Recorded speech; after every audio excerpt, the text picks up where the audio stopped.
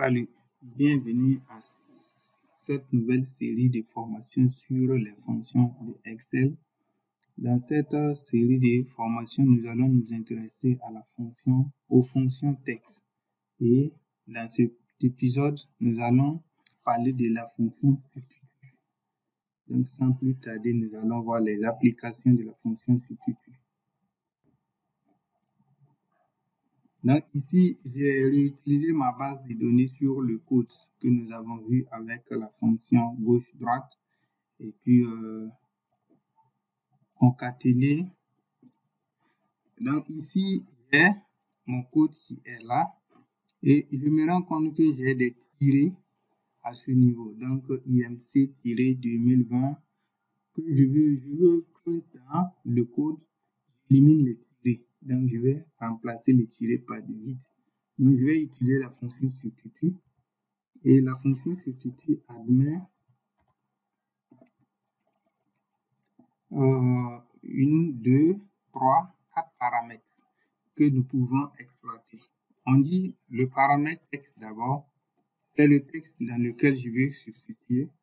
On me dit dans l'ancien texte, qu'est-ce que je veux enlever dans l'ancien texte. Ici, dans l'ancien texte, ce que je vais substituer, c'est le tiré de 6. Et qu'est-ce que je veux remplacer par ce tiré de 6? Donc, qu'est-ce que le nouveau texte va afficher à l'endroit de ce tiré de 6? Alors, je vais mettre vide. Je n'ai pas besoin de mettre quelque chose là-bas. Donc, le dernier paramètre, je ne vais pas le toucher cette fois-ci.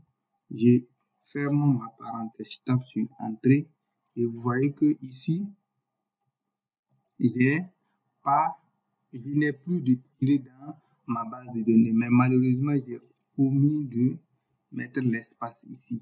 Donc, je vais ajouter l'espace. Vous voyez? Et là, maintenant, là où il y avait des tirés, le tiré a été remplacé par de l'espace.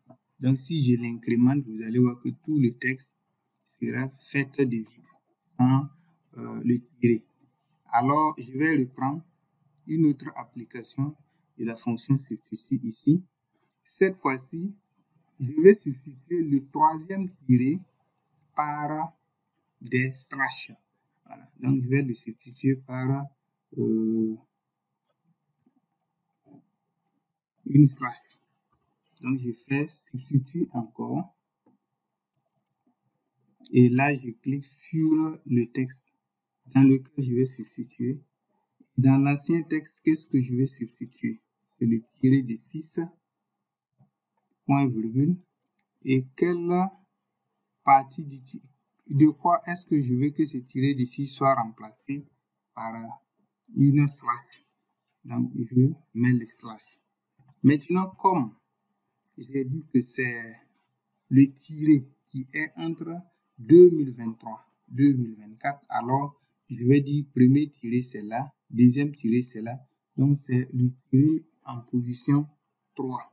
Et c'est là que je mets le dernier paramètre de la fonction qui est le numéro de départ. Là, je tape sur Entrée.